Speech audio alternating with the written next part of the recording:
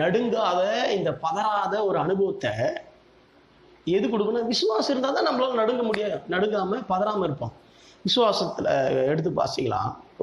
மத்தேயு 9:2 மத்தேயு 9:2 சொல்லுது. அதே நேரத்தில் மத்தேயு 9:22 சொல்லுது.